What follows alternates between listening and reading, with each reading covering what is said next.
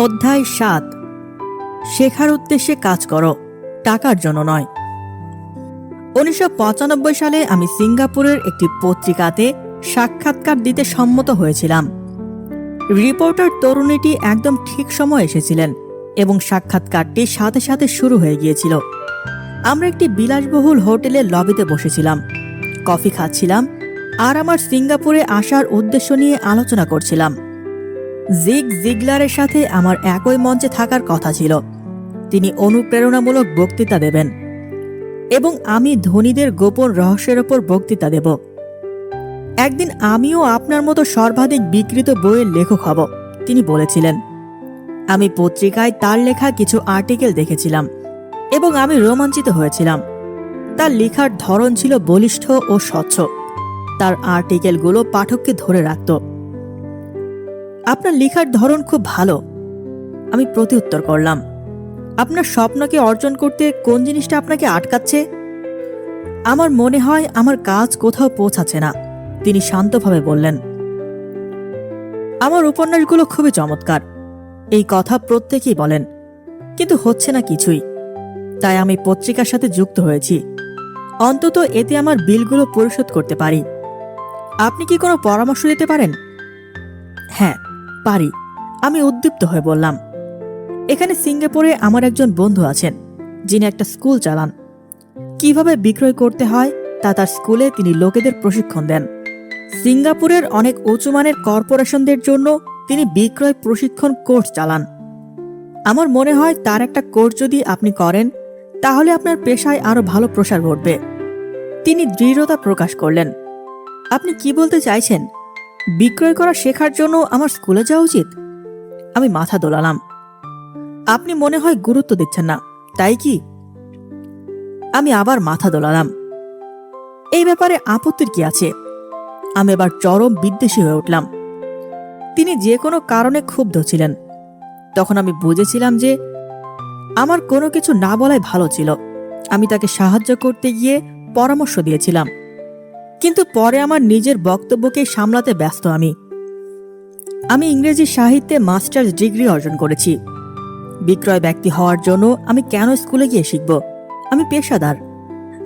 আমার পেশায় প্রশিক্ষিত হওয়ার জন্য আমি স্কুলে গিয়েছি, তাই আমার বিক্রয় ব্যক্তি হবার প্রয়োজন নেই। আমি বিক্রয় ব্যক্তিদের ঘৃণা করি। টাকা ছাড়া তারা কিচ্ছু বোঝে না। বলুন, আমি কেন বিক্রয় করা শিখতে যাব? তিনি তখন তেরে মেরে গিয়ে তার ব্রিফকেস গোছাচ্ছিলেন। সাক্ষাৎকারটি তখনই শেষ হয়ে গিয়েছিল। কফির টেবিলে আমার লেখা আমার সর্বাধিক বিক্রিত একটা বই পড়েছিল। আমি এটা তুলে নিলাম, সাথে তার লেখা নোটগুলো হাতে নিয়ে নিলাম। আপনি কি এটা দেখেছেন? আমি তার নোটগুলোর দিকে নির্দেশ করে কথাটা বললাম। তিনি তার নোটগুলোর দিকে তাকালেন। কি? তিনি সন্দিগ্ধ হয়ে বললেন। আমি আবার তার নোটের দিকে নির্দেশ করলাম। তার প্যাডে তিনি লিখেছিলেন রবার্ট কিওসাকি, সর্বাধিক বিক্রিত লেখক। এটাকে সর্বাধিক বিক্রিত লেখক বলে, সর্বাধিক লিখিয়ে লেখক নয়। তার চোখগুলো সাথে সাথে বড় হয়ে গেল। আমি একজন বাজে লেখক, আপনি একজন মহান লেখিকা। আমি বিক্রয় শেখার স্কুলে গিয়েছি, আপনি মাস্টার্স ডিগ্রি অর্জন করেছেন। এগুলোকে একসাথে মিলান, তাহলে বুঝবেন সর্বাধিক বিক্রিত লেখক কাকে বলে আর সর্বাধিক লিখিয়ে লেখক কাকে বলে। রাগে তার চোখ জ্বলজ্বল করতে লাগলো। কিভাবে বিক্রয় করতে হয় তা শেখার জন্য আমি কখনো এত নিচে নামতে পারবো না। লেখালেখি করা আপনার মতো লোকের কাজ হতে পারে না। আমি পেশাদার লেখক আর আপনি একজন বিক্রয় ব্যক্তি, এটা ন্যায্য নয়। তার বাকি নোটগুলো তিনি অন্যত্র সরিয়ে রাখলেন। তারপর সিঙ্গাপুরের সেই আর্দ্র সকালে খুব তাড়াহুড়ো করে বড় কাচের দরজা ঠেলে বের হয়ে গেলেন। পরের দিন সকালে অবশ্য আমার পক্ষে লিখেই তিনি লেখা বের করেছিলেন। এই পৃথিবীটা বুদ্ধিমান, মেধাবী, শিক্ষিত ও প্রকৃতি প্রদত্ত লোকে পরিপূর্ণ। তাদের সাথে আমাদের প্রতিনিয়ত সাক্ষাৎ হয়। আমাদের চারপাশেই তারা রয়েছেন। কিছুদিন পূর্বের কথা, আমার গাড়িটা ভালোভাবে চলছিল না। আমি এটাকে একটা গ্যারেজে নিয়ে গেলাম। একজন তরুণ মেকানিক এটাতে কয়েক মিনিটের মধ্যে ঠিক করে ফেললেন। ইঞ্জিনের শব্দটা শোনা মাত্রই তিনি বুঝে গিয়েছিলেন কোথায় কি সমস্যা। আমি অবাক হয়েছিলাম। কষ্টের হলেও এটা সত্য যে অনেক বেশি মেধা থাকাই যথেষ্ট নয়। আমি খুব অবাক হই যখন দেখি অল্প মেধাসম্পন্ন লোকেরাও কিভাবে আয় করছেন। কোনো একদিন আমি শুনেছিলাম 5%-রও কম আমেরিকানরা বছরে $1,00,000 আয় করেন। আমার সাথে এরকম উচ্চশিক্ষিত মেধাবীদের সাক্ষাৎ হয়েছে যারা বছরে $20,000 কম আয় করেন।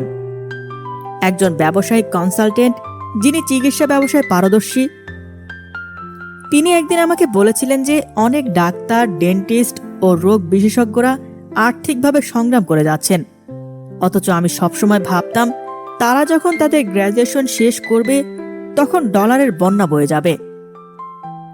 এই ব্যবসায়িক কনসালটেন্ট আমাকে একটা প্রবাদ বলেছিলেন, সম্পদ অর্জনের জন্য কোনো না কোনো একটি নির্দিষ্ট দক্ষতা থেকে তারা নিশ্চয়ই দূরে পড়ে রয়েছে।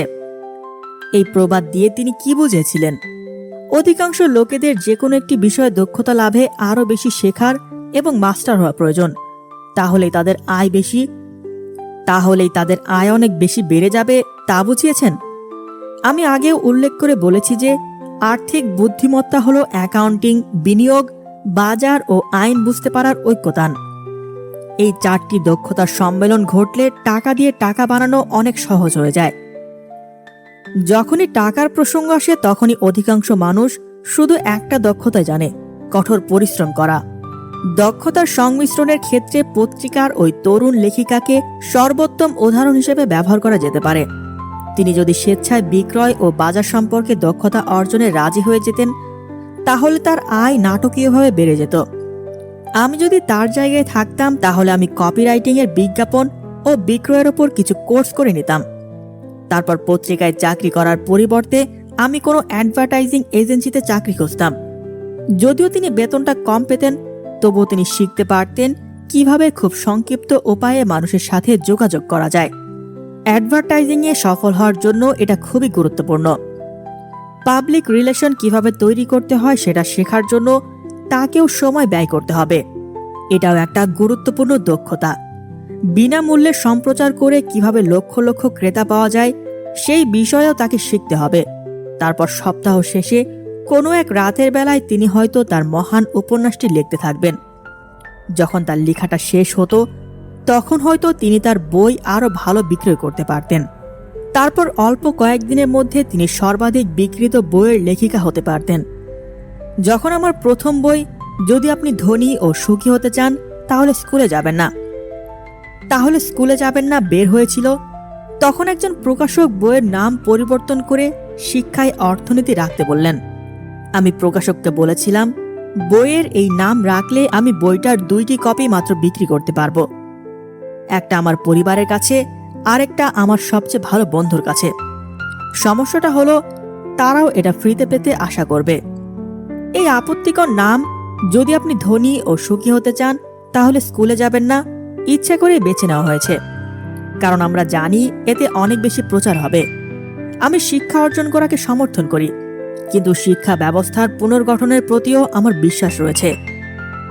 আমাদের পুরনো শিক্ষা পদ্ধতিকে পরিবর্তন করার জন্য আমি কেন অনবরত বলে যাচ্ছি? তাই আমি এইরকম একটা নাম বেছে নিয়েছি যেন আমাকে টিভি ও রেডিও প্রোগ্রামে নিয়ে যাওয়া হয়, কারণ আমি ইচ্ছাকৃতভাবে বিতর্কিত হতে যাচ্ছি। অনেকে আমাকে নিছক ভেবেছিল, কিন্তু পরবর্তীতে বইটা একের পর এক শুধু বিক্রি হচ্ছিল।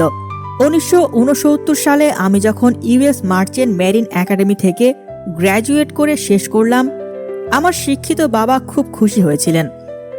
স্ট্যান্ডার্ড ওয়েল অফ ক্যালিফোর্নিয়া আমাকে তেলের ট্যাঙ্কির নৌবহরে চাকরি দিয়েছিল। আমি 3য় দফায় নিয়োগপ্রাপ্ত ছিলাম বলে আমার ক্লাসমেটদের থেকে আমার বেতন কম ছিল, কিন্তু কলেজ শেষে প্রথম চাকরি হিসেবে বেতনটা ঠিকই ছিল। শুরুর দিকে ওভারটাইম সহ আমার বাৎসরিক বেতন ছিল $42,000। আমাকে শুধুমাত্র 7 মাস কাজ করতে হতো, কারণ বছরে 5 মাস ছুটি পেতাম। আমি যদি ইচ্ছা করতাম যে এই 5 মাস ছুটি না কাটিয়ে আমি একটি সাবসিডিয়ারি শিপিং কোম্পানির সাথে ভিয়েতনাম চলে যাব, তাহলে আমি অনায়াসে আমার বেতন দ্বিগুণ করে ফেলতে পারতাম। আমার সামনে অনেক ভালো ক্যারিয়ার পড়েছিল। তবুও 6 মাস পরেই আমি সেই কোম্পানি থেকে রিজাইন দিলাম এবং কিভাবে বিমান চালাতে হয় তা শেখার জন্য মেরিন কর্পসে যোগদান করলাম।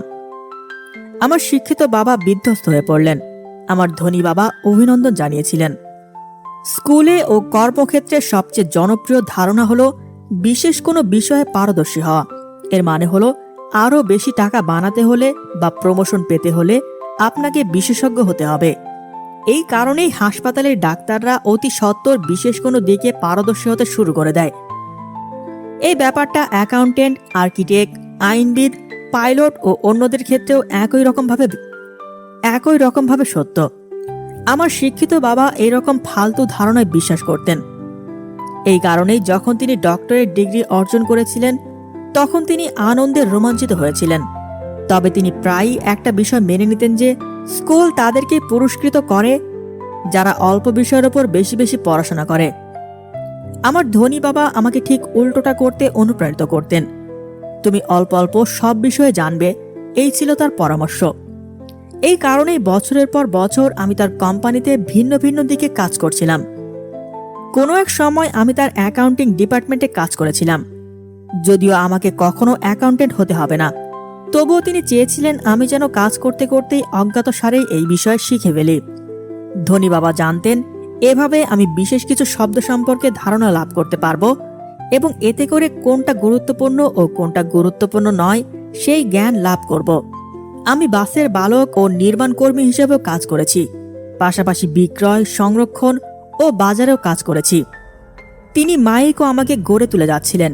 এই কারণেই যখন তিনি তার ব্যাংকে লোন, আইনবিদ, অ্যাকাউন্টেন্ট ও দালালদের সাথে বসে মিটিং করতেন, তখন তিনি আমাদেরকে জোর করিয়ে তার মিটিংয়ে বসিয়ে রাখতেন। তিনি চেয়েছিলেন আমরা যেন তার সাম্রাজ্যের প্রত্যেকটি বিষয় সম্পর্কে ধীরে ধীরে জানতে পারি। আমি যখন স্ট্যান্ডার্ড ওয়েলের উচ্চ বেতনের চাকরিটা ছেড়ে দিলাম তখন আমার শিক্ষিত বাবার সাথে আমার মনোমালিন্য হয়ে গিয়েছিল। তিনি কিং কর্তব্য বিমূঢ় হয়ে পড়েছিলেন।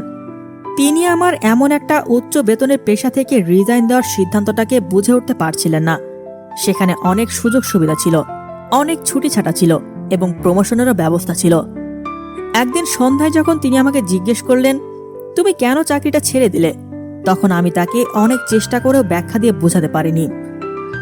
আমার যুক্তি তার যুক্তির সাথে মিলছিল না।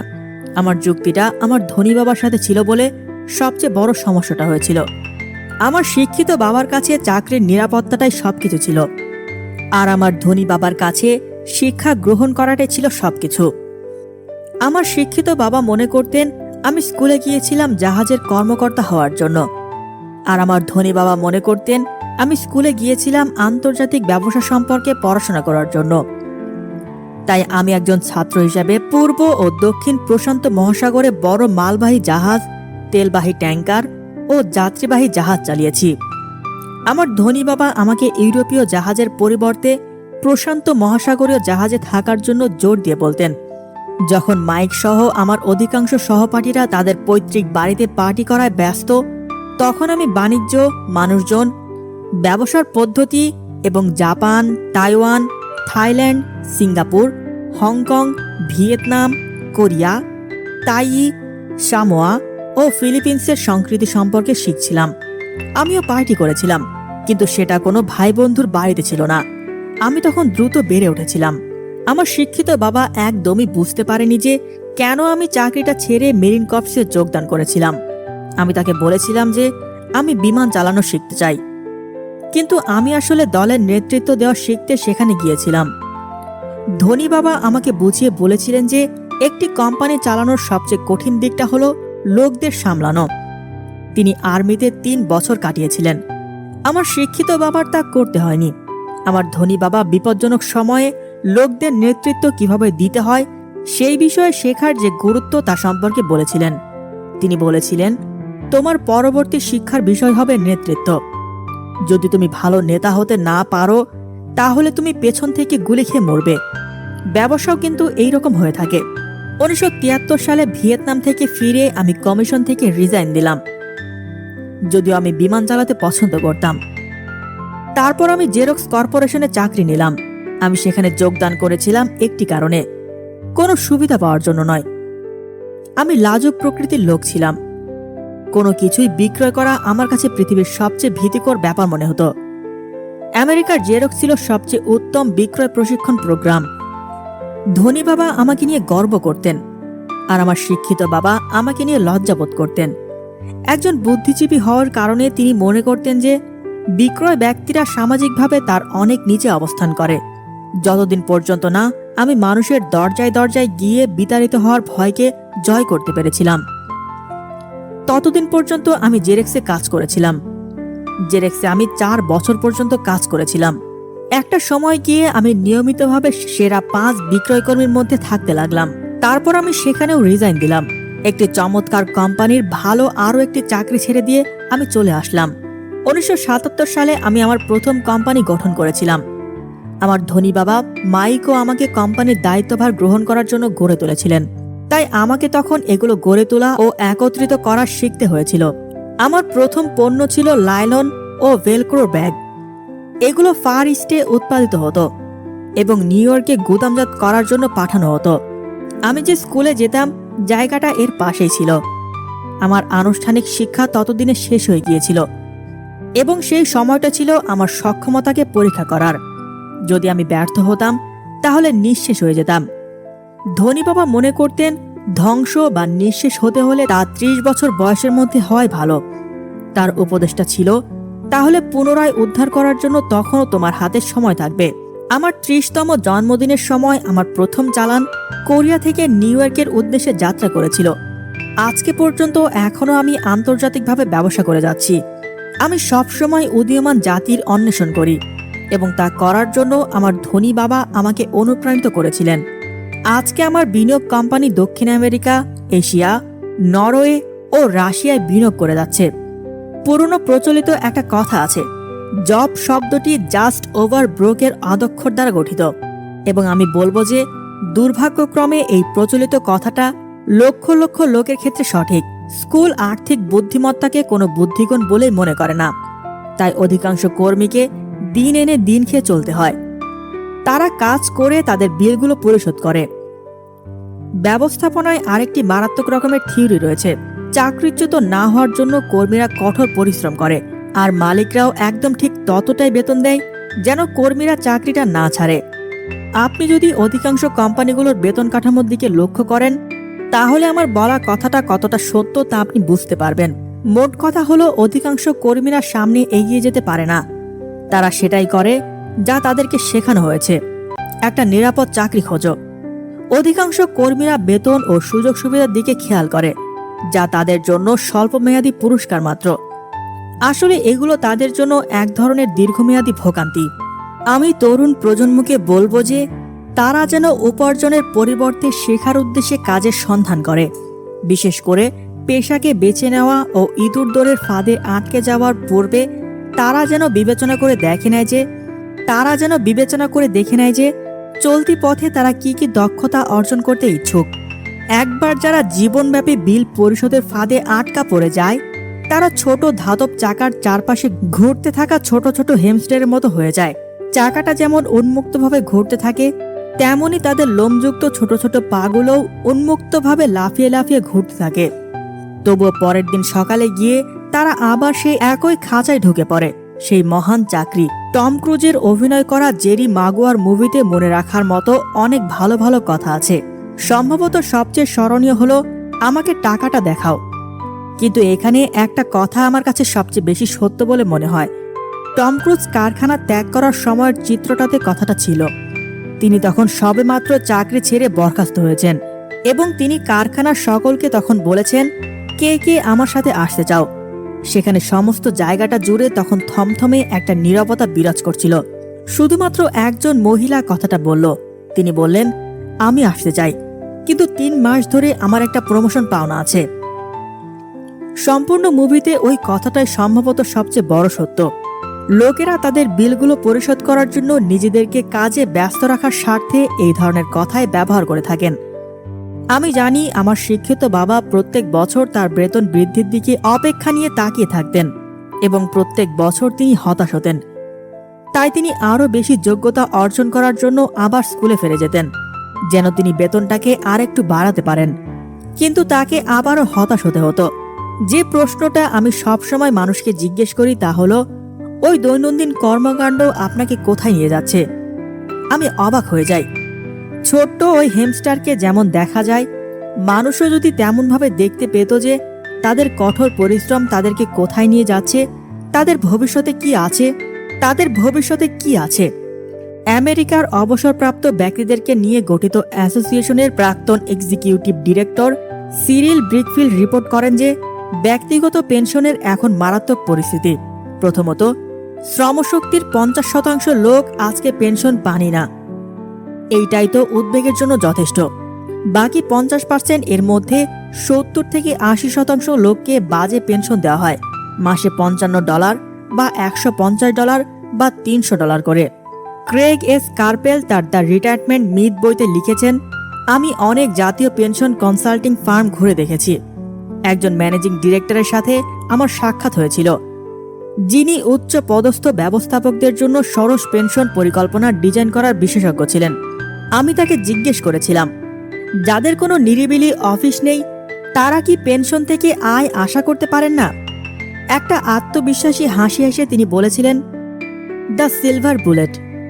আমি জিজ্ঞেস করেছিলাম, কি? দ্য সিলভার বুলেট মানে কি? দ্য সিলভার বুলেট মানে কি?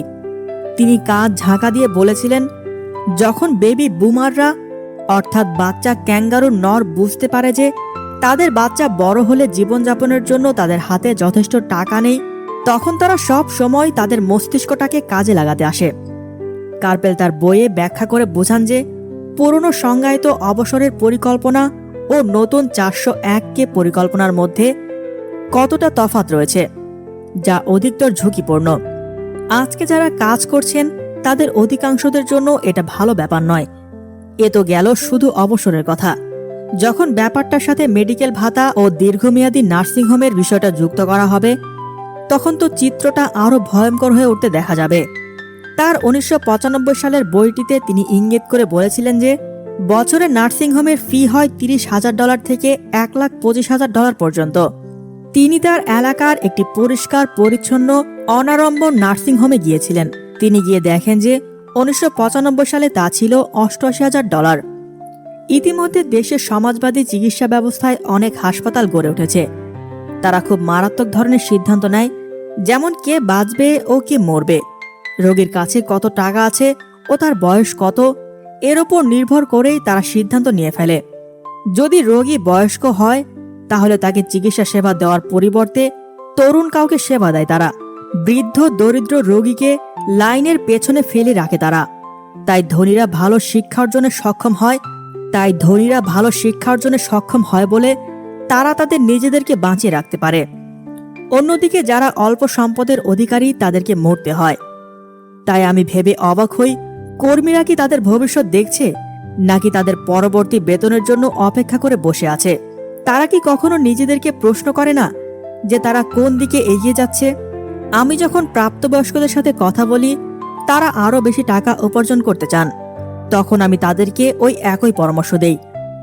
তাদের দীর্ঘ জীবনটাকে কল্পনার সম্মুখে নিয়ে আসার পরামর্শ দেই আমি। শুধুমাত্র টাকা ও নিরাপত্তার কথা ভেবে কাজ করার পরিবর্তে আমি তাদেরকে দ্বিতীয় আরেকটা চাকরি নেওয়ার পরামর্শ দেই, যা তাদেরকে দ্বিতীয় আরেকটা বিষয়ে দক্ষ করে তুলবে। এই ব্যাপারটাকে আমি খুব গুরুত্ব সহকারে বিবেচনা করি। যদি তারা বিক্রয় দক্ষতা অর্জন করতে চায়, তাহলে প্রায়ই আমি নেটওয়ার্ক মার্কেটিং কোম্পানিতে যুক্ত হওয়ার কথা বলে থাকি।